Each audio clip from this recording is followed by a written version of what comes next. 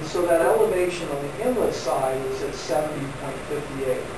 So if you put the pipe just barely skimming over into the bottom of what that chamber is on the south side, you end up with a flume liner set just right almost dead where it's at 70.67. So what they did is rather than chip out the bottom of that structure, they just simply laid pipe as low as they could. Now, that is causing part of the hydraulic restriction because the water has to build up behind that flume to get through. But it always flows forward.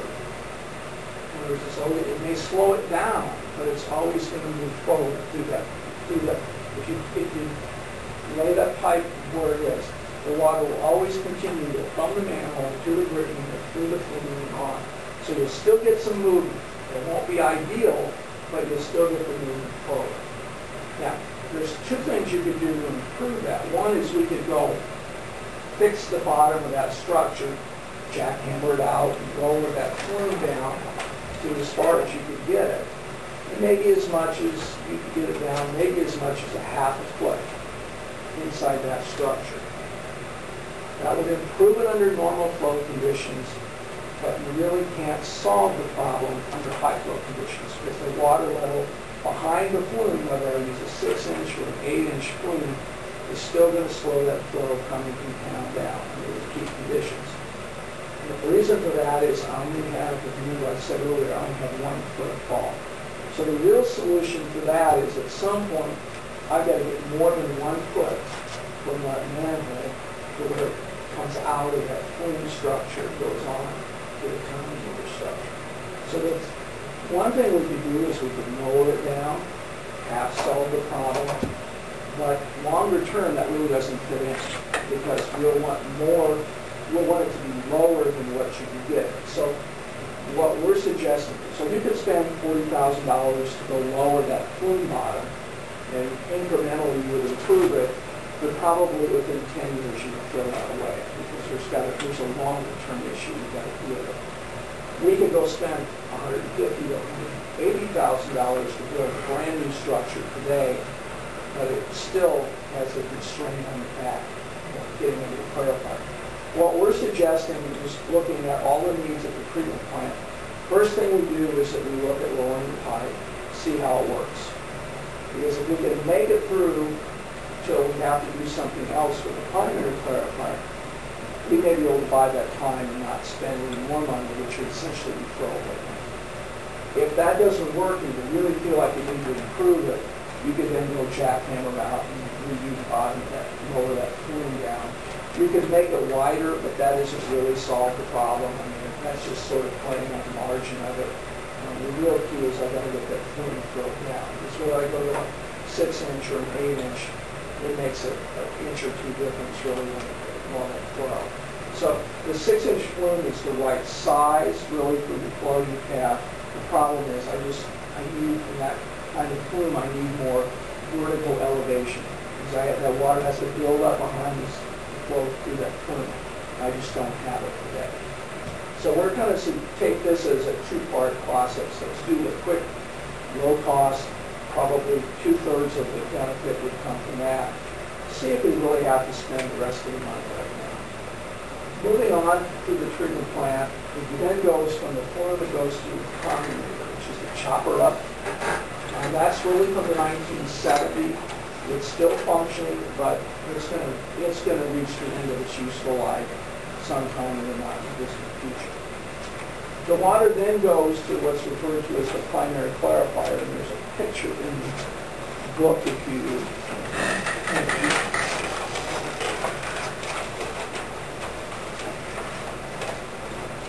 of what the primary clarifier can look on page 6.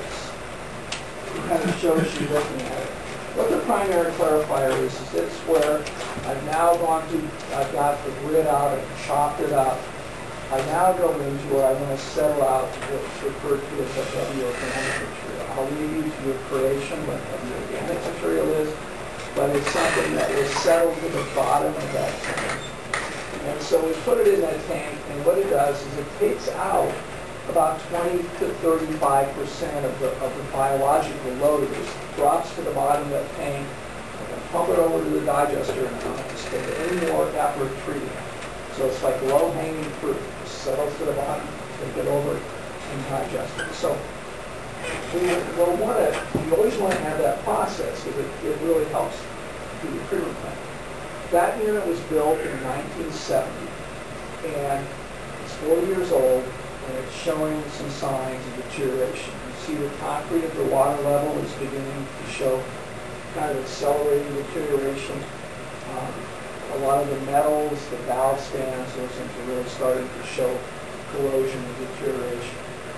It's in a building that can serve heat, which is good because we want to keep all the heat that we can to help the treatment process as opposed to just letting it sit out there and let the wind blow across it.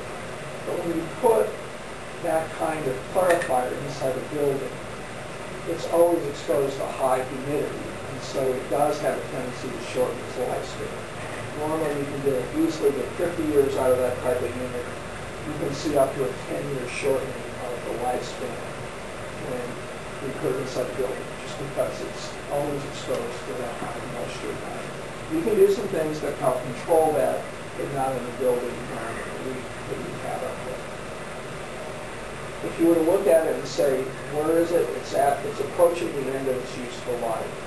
Can we run some more years out of it? I think we can. Or if it's not ready to give up the ghost, it still works. That is the major dollars out cost. That's the number. Somebody looked at earlier and said, whoops, I'm having a cardiac. So that is a major item. It's similar to, it's the last of the major treatment units that really wasn't touched in the 1999 improvements. What we're suggesting is to try to limp that along for another 10 years until you pay off the debt from the 1999 project. And then replace that. Now you'll have to replace it with 2 units to meet current standards. Similarly, we used to have one final clarifier with a tank, the round tanks used to have one rectangular one. You replace that with 2. We'll be looking at the same situation here. It's a little undersized for today's standards. It's okay on average flow, but it's undersized when we get peak flow. So the new ones will be a little net bigger than what we have.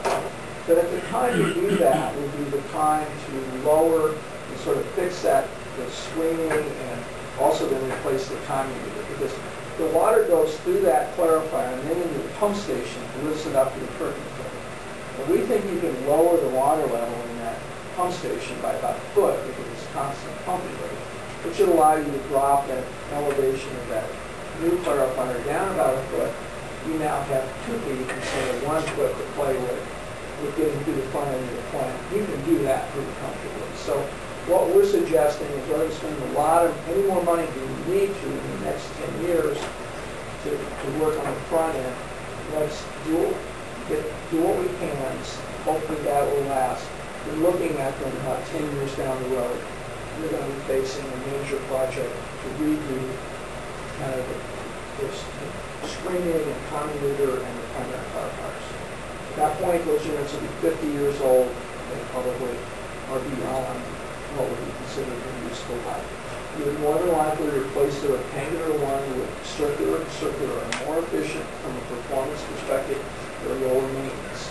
The mechanism in the chain drag that you use to drag those solids is a much higher maintenance than the circular one where it just kind of runs around the bottom, much like a plant clarifier. There are a few people will put in rectangular primary clarifiers, but they're pretty much a dying art unless you get the plants say bigger than the one, and we're not quite there yet. So so we think that that's something that's down the road. You're probably talking in today's dollars, $800,000